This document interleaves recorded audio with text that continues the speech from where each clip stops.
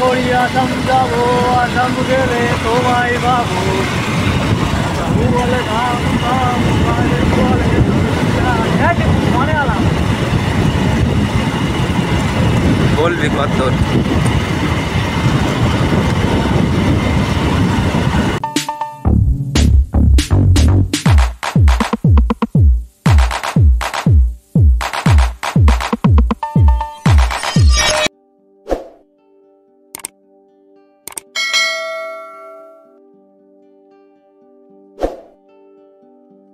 নমস্কার বন্ধুরা, কেমন আছো সবাই? আশা করি সবাই অনেক ভালো আছো। আমিও অনেক ভালো আছি। আজকে চলে এসেছি পশ্চিমবঙ্গের গাইঘাটা জেলার তেঁতুলবেড়িয়া নামক একটি গ্রামে। এখানে 200 বছর আগে ইংরেজ আমলের যে ঘরবাড়ি ধ্বংসাবশেষ এখনও বেঁচে আছে, শিবের মন্দির বা ইংরেজদের যে বাড়ি ছিল সেই ধ্বংসাবশেষ এখনও বেঁচে আছে। তারই কিছুটা ভিডিও তুলে ধরেছি সবার সামনে। ভিডিওটা সবাই ফুল দেখো, আশা করছি সবারই অনেক ভালো লাগবে, অনেক কিছু জানতেও পারবে।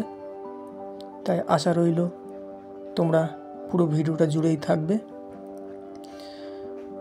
তো আগে আগে দেখতে থাকো, আরও কিছু ভালো অপেক্ষা করছে।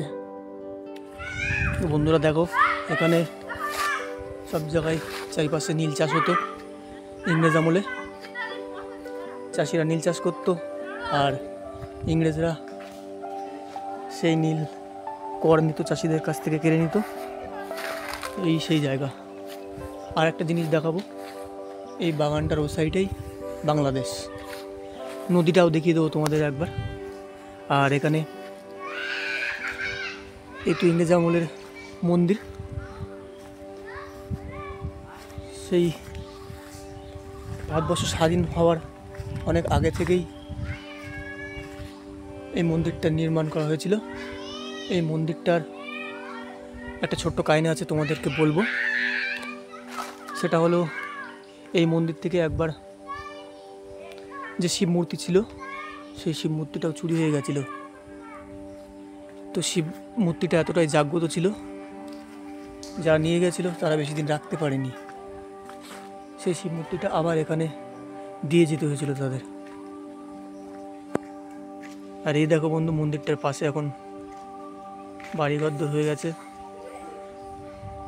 বাচ্চারাও খেলাও করছে। তো দেখিয়ে দেবো ইংরেজ আমলের বাড়ি। যাচ্ছি এখন ইংরেজ আমলের বাড়ি দেখাতে, দেখতে থাকো। এই দেখো বন্ধুরা, ইংরেজ আমলের বাড়ি। প্রচুর বাগান, প্রচুর বাগান। এখানে খুব কষ্ট করে ভিডিওটা করছি। এই দেখো ইংরেজ আমলের দালান। এখানকার আশেপাশের লোকজনের কাছে শুনলাম এটা অনেক বড় ঘর ছিল, সব ধসে গেছে, মাটির নিচে চলে গেছে। ইংরেজ আমলের বাড়ি, এই ধ্বংসাবশেষটুকু বেঁচে আছে। চারিদিকে বন জঙ্গল হয়ে গেছে, বট গাছ জড়িয়ে আছে বাড়িঘর ধরে। দেখো চারিদিকে বাগান। মন্দিরটার ওই সাইডে যাব, দেখিয়ে দেবো একবার। চলো ওই সাইডে গিয়ে আবার ভিডিও করছি।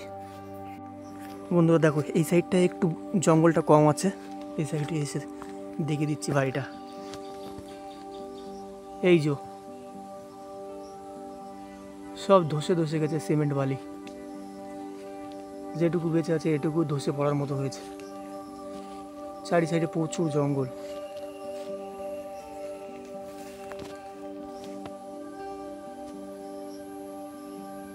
যে সময় ইংরেজরা ভারতবর্ষকে শাসন করত, সেই সময় কার আমলের বাড়ি। ধ্বংসাবশেষ এখনো বেঁচে আছে কিছুটা। চারিদিকের পরিবেশটা দেখে নাও একবার, বাগান আর বাগান চারি সাইডে। এই যে দীপু, আমি আর ও এসছি ভিডিও করতে, আমার বন্ধু।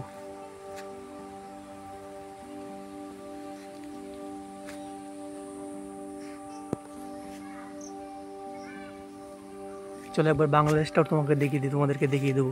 এই যে দেখতে পাচ্ছ, এই যে গাছগুলো দেখতে পাচ্ছ, নারকেল গাছ টাছগুলো আছে, এর ওপাশে একটা নদী আছে, 100 হাত দূরে একটা নদী আছে, ওই নদীর ওপারটাই বাংলাদেশ। পুলিশ থাকতে পারে, সাবধানে যেতে হবে। এই দেখো দেবু দেবু একটু হাই করে দে।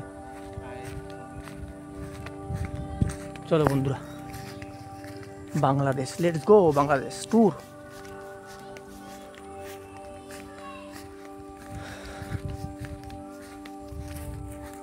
ওই যে বাড়িটা,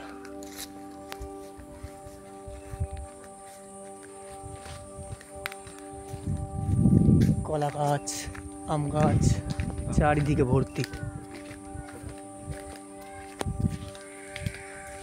বাংলাদেশটা দেখিয়ে দেবো একবার, বাংলাদেশটা। তো এই দেখো বন্ধুরা,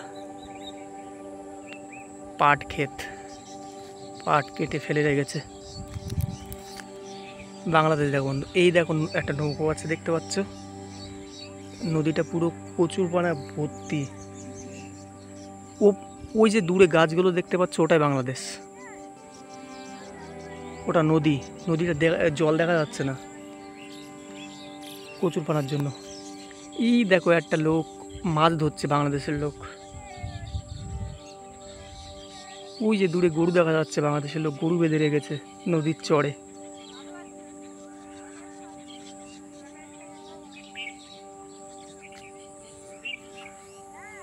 এই যে ইন্ডিয়ান বিএসএফরা এই ফ্ল্যাগটা দিয়ে রেখেছে। অ্যাকচুয়ালি এই ফ্ল্যাগটার এই পাশে আসা বারণ, কারণ পুলিশগুলো এখন নাকি এই নদীর ধারে ডিউটি দিচ্ছে, আছে ওই সাইডটায় আছে। ওই যে বাংলাদেশ। কেমন হয়েছে ভিডিওটা আজকে বন্ধুরা, একটু বলবে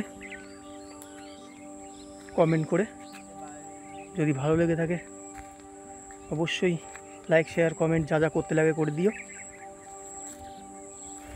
সবাই ভালোবেসে একটু পাশে থাকবে, আমিও সবাই পাশে থাকবো, কথা দিলাম। এই যে ইনাদের কাছে শুনলাম, এই সব জায়গায় আগে ইংরেজ আমলে সব নীল চাষ হতো, চাষিরা নীল চাষ করতো, তখন নীল চাষ হতো এদিকে, এই সব জায়গা জুড়ে নীল চাষ হতো। আর ইংরেজরা চাষিদের কাছ থেকে ছিনিয়ে নিত ফসল। এনারা বললো এই সাইডে একটা পুকুর আছে, এই পুকুরে নাকি নীল চুরি করে রাখতো চাষিরা। অনেক অনেক ভালোবাসা বন্ধুরা, আজকের ভিডিওটা এখানে শেষ করছি। দেখা হচ্ছে নেক্সট কোনো ব্লগে, ততক্ষণে সবাই অনেক ভালো থেকো। আবার সে বাড়িটার কাছে আসলাম।